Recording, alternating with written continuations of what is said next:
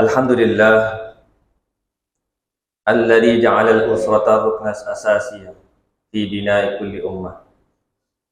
Asyhadu an la ilaha illallah wahdahu la syarika lah. Aqama al-usrata 'ala al-mawaddati war-rahmah. Wa asyhadu anna sayyidina Muhammadar Rasulullah bayyana al-usrata al-amanah yuhasabu 'alaiha al-'abdu mas'uliyyati. Allahumma salli wa sallim ala sayyidina Muhammad wa ala alihi wa sahbihi ila yaumil qiyamah. Amma ba'd. Fattaqullaha ibadallah.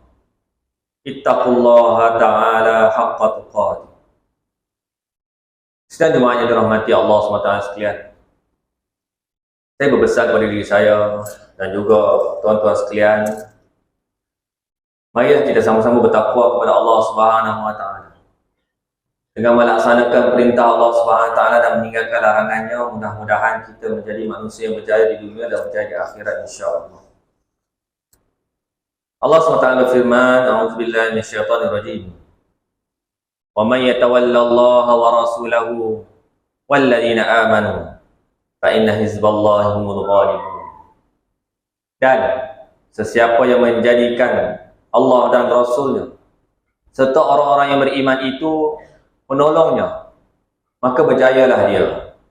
Kerana sesungguhnya golongan yang berpegang kepada agama Allah SWT itulah orang yang tetap menang.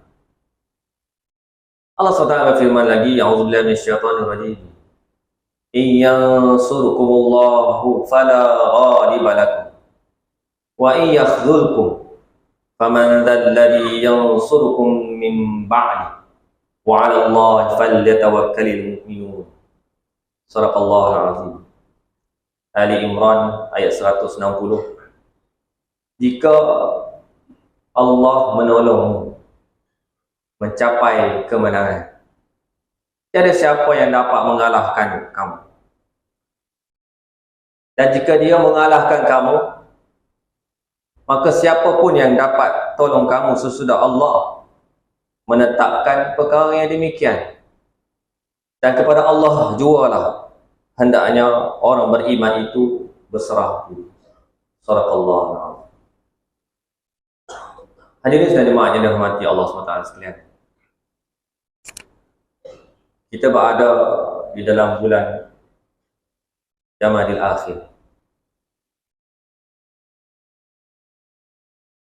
Ada beberapa peristiwa yang berlaku pada bulan Jamadil Akhir ini. Antaranya adalah peristiwa kewafatan Sayyidina Abu Bakar As-Siddiq radhiyallahu anhu. Berlaku pada malam 22 Jamadil Akhir tahun ke-13 Hijrah. Pada bulan ini juga berlakunya pelantikan Sayyidina Umar Al-Khattab radhiyallahu anhu sebagai Amirul Mukminin, khalifah kedua pada Jamadil Akhir tahun ke-13 Hijrah. Bulan Jamadil Akhir juga berlakunya peristiwa kewafatan Sayyidatina Fatimah radhiyallahu anha, anak perempuan Rasulullah sallallahu alaihi wasallam. Berlakunya juga kemangkatan Harun ar-Rasyid, khalifah kelima Abbasiyah. Jamadil Akhir juga menyaksikan berakhirnya peperangan Jamal. Dan pada bulan Jamadil Akhir ini juga peristiwa Salahuddin Al-Ayyubi menguasai Mesir. Antara lipatan sejarah yang berlaku pada bulan Jamadil Akhir ini adalah suatu peperangan besar, iaitu peperangan Yarmouk. Tuan-tuan pernah dengarkah peperangan Yarmouk ini? Berlaku pada bulan Jamadil Akhir tahun ke-13 Hijrah. Peperangan ini diketuai oleh Sayyidina Khalid bin Walid, disertai dengan tentera muslimin 45,000 orang. Berhadapan dengan tentera Rom Byzantine ketika itu 240,000 orang. Dan di dalam peperangan ini telah menyaksikan separuh tentera Rom telah terkorban. Dan seramai lebih kurang 3,000 orang tentera muslimin syahid di medan perang. Bagaimanapun, tentera muslimin yang dipimpin oleh Khalid bin Walid telah berjaya mengalahkan tentera Rom yang begitu ramai. Dalam peperangan Yarmouk ini, pasukan Romawi Rom Byzantine memiliki tentera yang sangat banyak. Pengalaman perang mereka, peralatan perang yang lengkap, logistik yang lebih mencukupi. Namun dengan izin Allah Subhanahu Wa Taala, mereka dapat dikalahkan. Inilah bukti yang nyata, seperti mana yang kita sebut di dalam ayat tadi, bahawa sesungguhnya kemenangan itu bersumber dari Allah Subhanahu Wa Taala, Tuhan yang Maha Kuasa. Pertempuran ini oleh beberapa sejarawan dipertimbangkan sebagai salah satu pertempuran yang penting dalam sejarah dunia, dalam sejarah umat Islam. Ia menandakan suatu gelombang besar pertama penaklukan Muslim di luar Arab, pembukaan Islam di luar tanah Arab, dan cepat masuknya Islam ke Palestin, ke Syria, Mesopotamia ketika itu yang rakyatnya menganut agama Kristian. Berlaku pada zaman Sayyidina Umar Al-Khattab radhiyallahu anhu. Suatu sejarah yang kita tidak boleh nafikan. Dan kita sebagai umat Islam mengambil iktibar daripada peristiwa ini, bagaimana hasil daripada keimanan orang-orang Islam ketika itu sanggup berhadapan dengan apa jua rintangan, dipimpin oleh seorang panglima yang sangat hebat, Khalid bin Walid. Sebelum ni kita pernah sebut tentang peristiwa peperangan Uhud, yang mana ketika itu Khalid al-Walid belum lagi masuk Islam, dan dengan kepintarannya dia telah menguncang-kacirkan tentera muslimin di Jabal Ramal. Siapa yang pergi umrah, kan, cuti sekolah baru ni pergi umrah, mungkin ada berkesempatan untuk melihat Jabal Ramal, tempat di mana sebelahnya ada makam Sayyidus Syuhada, Sayyidina Hamzah bin Abi Talib, bapa saudara Rasulullah sallallahu alaihi wasallam. Khalid bin Walid ni orang yang sangat hebat. Dipilih oleh Allah SWT, dipilih oleh Sayyidina Abu Bakar, Sayyidina Umar Al-Khattab radhiyallahu anhu menjadi panglima perang. Seorang yang berani, diberi gelaran Saifullah, pedang Allah Subhanahu Wa Taala.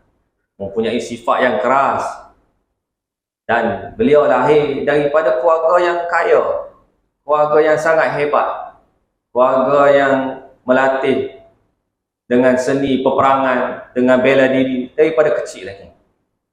Dan pandai berkuda, pedang, memanah, dan juga seorang pemimpin yang sangat hebat. Ini semua adalah bantuan daripada Allah Subhanahu Wa Taala.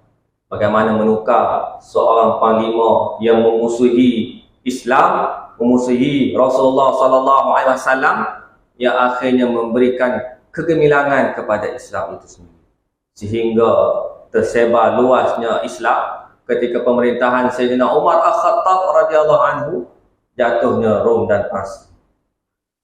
Hadirin sekalian jemaah yang dirahmati Allah SWT sekalian, sedikit latar belakang bagaimana strategi perang kaum muslimin. Khalid bin Walid